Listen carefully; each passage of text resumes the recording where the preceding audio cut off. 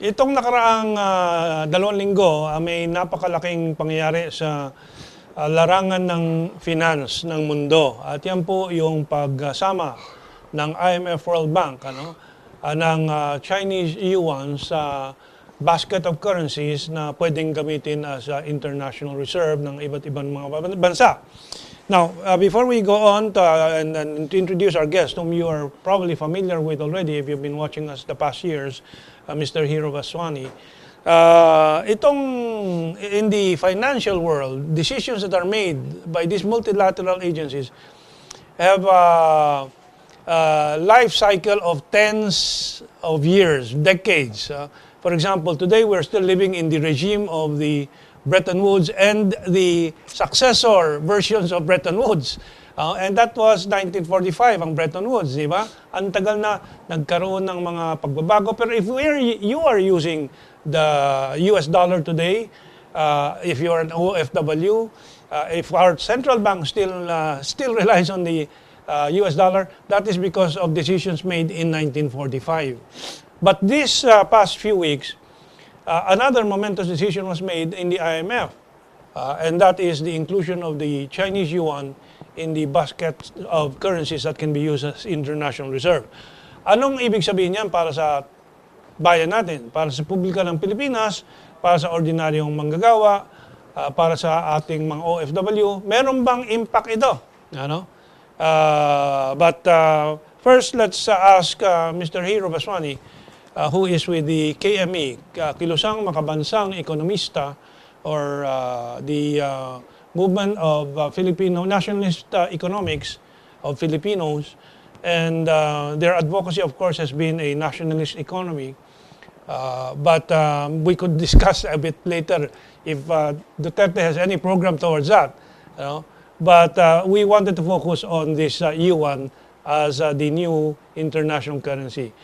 You were saying that before anything else, you would want to give credit to the yuan and what it has achieved. What has it really achieved? No, I'm talking about the Chinese. Yeah, Chinese yuan. The Chinese as a leadership. nation state and its leadership. Okay. You must understand that in 26 years, basically in one generation, if you look back at our history, you had the People Power Revolution. You had the Tiananmen disturbance in China. This was in the late 80s, 90s. 26 years later. Well, Tiananmen was 89, I think. 89, 90. Yeah. 26 years today, Chinese people and its government have achieved international recognition that its own currency is now part of the international reserve system. Which is only applicable to what is known as industrial currencies. In 25 years. To be such a currency with such respectability, confidence, significance, and power, you have to be industrialized. You cannot be an agricultural country and be a serious currency in this world. Essentially, you have achieved something. I think that is phenomenal. What is it? What does it mean? Is it because short period? you have a certain degree of dominance already in exports? It all boils down to the size of your economy, your industrial capacity, capacity of your economy to produce. Well, you stress industrial. What about agricultural? Isn't it part of that? It's part. It's the agri-industrial advancement they have made in 25, 26 years. That is unheard of. So what does it say about the other currencies there in the basket that they have been overtaken by China, for example, the Japanese and the European? They have achieved parity in that basket of currencies. Why is China being given a bigger proportion of its share in the basket than even Japan now, I think, right? You have to look at the size of their economy. It is a recognition, and you have to understand that the IMF World Bank, it took them 5 years for the US Congress to finally accede to this. They were opposing it. Oh yeah, because China does not really strictly comply with the requirements to achieve reserve currency status. Which is liberalization of its Correct. financial system. Their capital account is still closed. Meaning you cannot completely free, although there is some trading, of course, of the Yes. yuan now. No, I'm talking about investments. You see, Okay. yung pera nyo, Oh. kung mayaman ka, what are you going to do with your extra money? Mm. Hindi ba i-invest mo? Stock market, bibili ka ng lupa, bahay, you become a landlord, you lend money to the government, you lend money to the big corporations, etc., etc. This is part of what you call the financial market. Pero these are restricted yet in China for foreigners wanting to do this, as opposed to the other countries where, you know, you could invest. I could buy stocks in the Japanese stock market if I wanted today. US, the Eurozone, etc., etc., etc. The Chinese, there are still restrictions.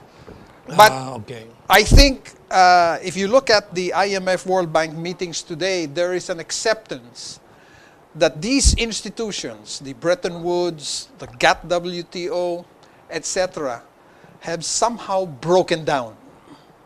And so there has to be thinking outside the box, because the Chinese, Russia, India, and all did not like the way these multilateral institutions were being run and monopolized by the G7.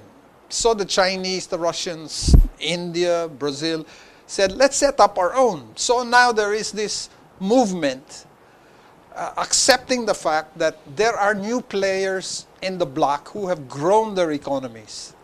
And this is a good thing.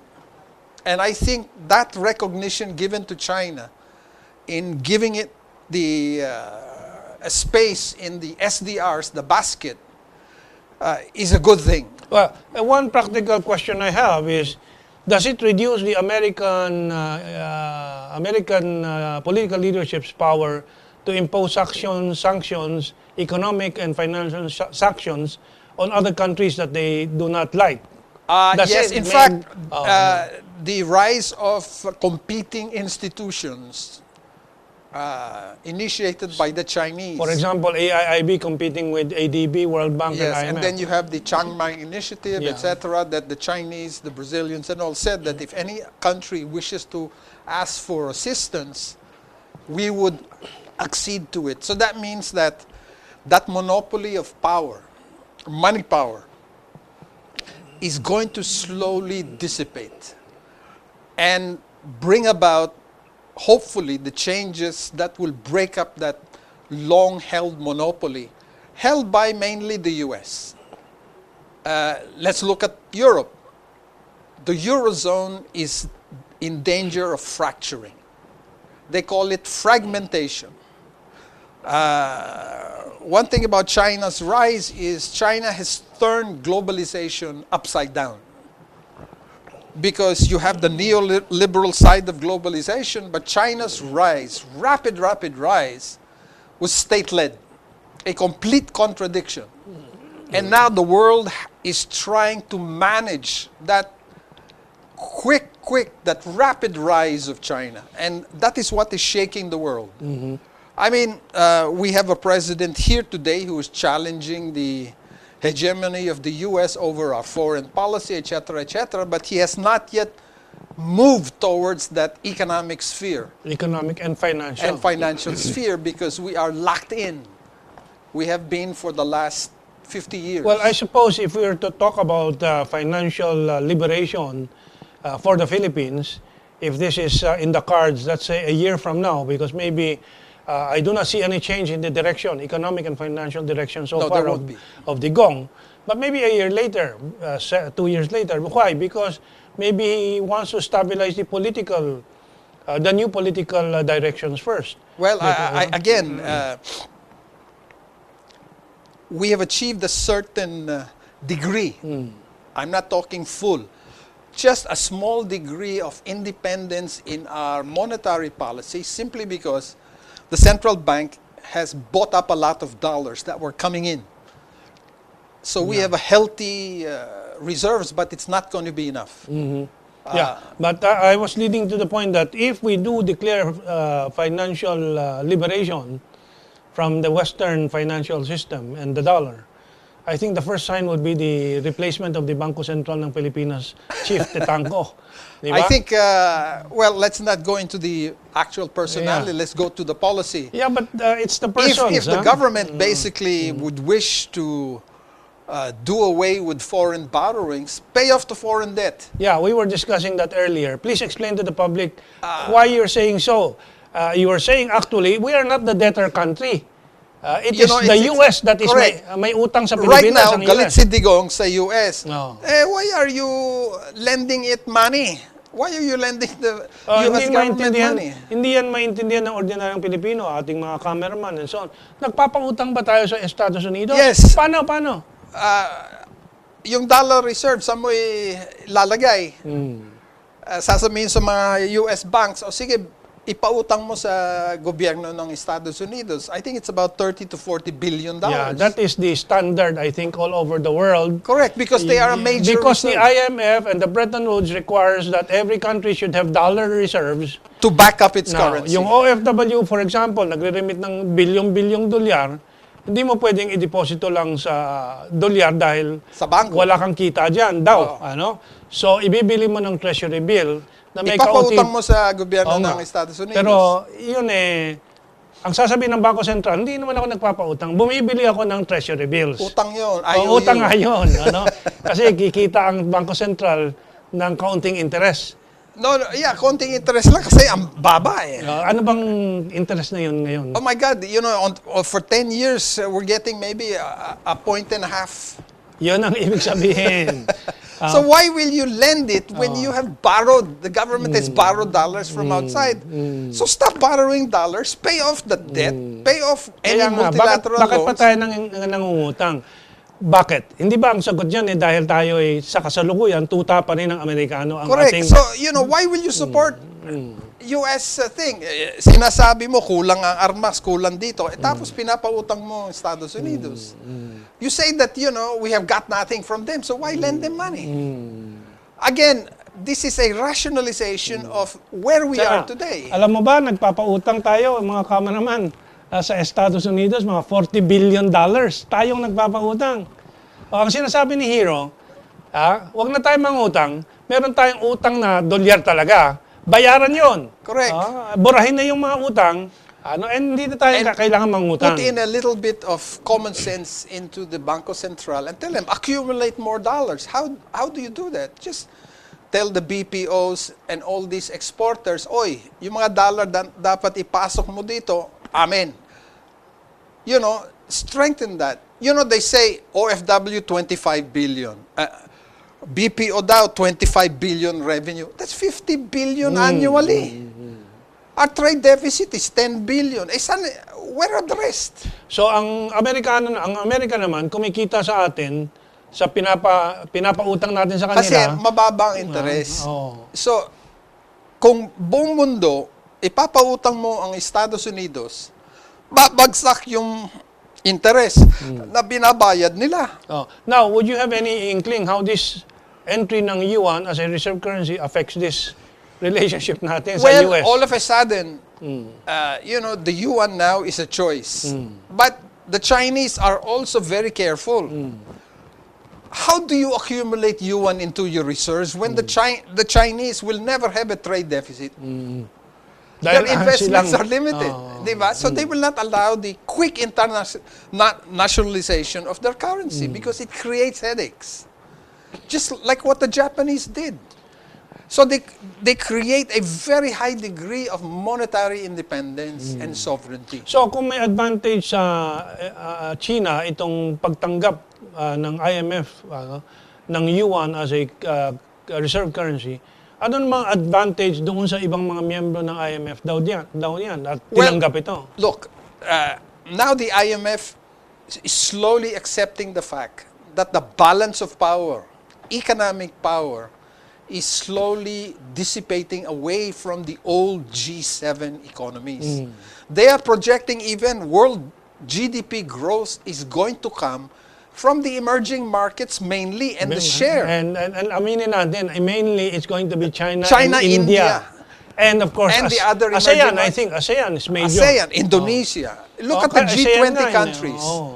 Okay? And so, ang pakinabang sa IMF is hindi sila mawawala sa eksena. Correct. They And will the not become US, irrelevant. look, the influence of the US. You know, people are castigating the president that why is he attacking Obama personally? I think if he shifts to policy statements, the era of US dominance is over. The era of the G7 dominance is over. G20 na ang papasok. Pumasok na ang G20. They have to speak to these countries. Kaya nga in the last G20 Hangzhou meeting, it received a greater international coverage and importance than the G7 meetings before, no? Correct. It is overshadowing. Why? You look at the membership of the G20 today. You have Turkey, Saudi Arabia, Indonesia. Iran. Kasama bang Hindi. Iran? Hindi pa. Hindi pa. And you know, they should include Iran already. So now, if you look at the real reason why the peso weakened, number one is Saudi Arabia finally said, I can't allow oil prices to be this low. So what they said, we will cut production. Finally. So all of a sudden, tumataas ang presyo ng crudo. Why? O bakit bababa ang peso? Kung tumataas ang presyo ng crudo? September, October, November, December. Papasok lahat ng mga goods that Para will sa be imported Christmas for natin. Christmas selling. Oo. Shoemart, So lahat sila. maraming lalabas na dolyar. So you have to start booking your goods Orders, in Hong Kong, Singapore, Japan, etc. and start taking those dollars. Why? Second, the Federal Reserve will increase interest rates by December. You don't want to get caught with the dollar. Pero sigurado ba yung Federal I think Reserve? they will have to. I think pa rin. No, because you know they have said we will.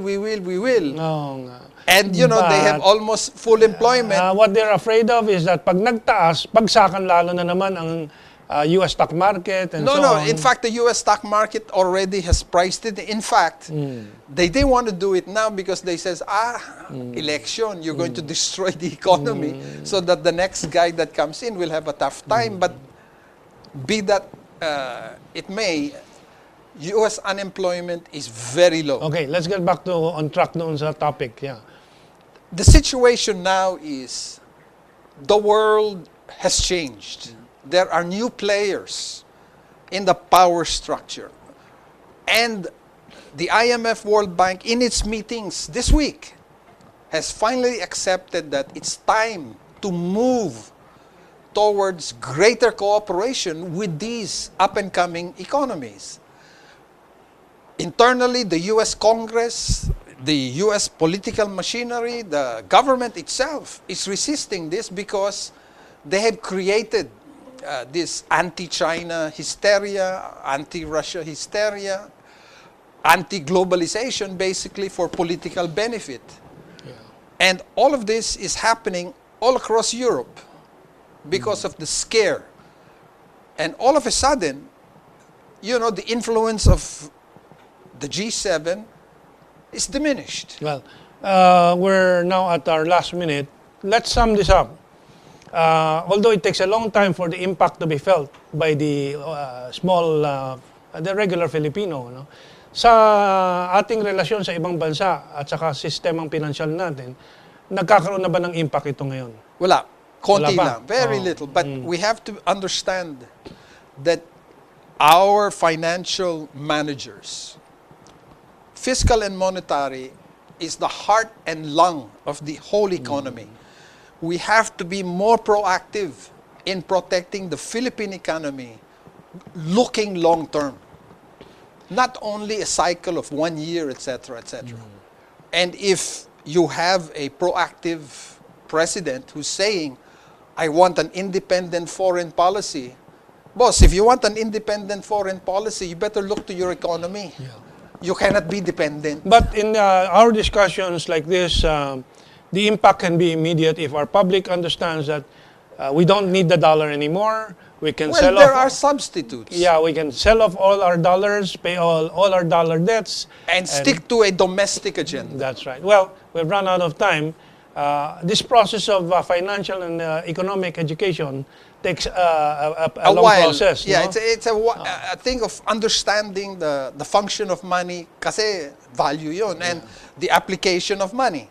The SDR is just a unit of account. Yeah. But will it one day become a storage of value for savings? In other words, 15 years from now, OFW, wala nang perang dadaling kundi yung SDR card na lang. yun. It could be the international payment system. That's right. Well, okay, we have run out of time again. Stand by for our next discussion on finance and economics. Mabuhay po kayo lahat and have a good weekend. Thank you.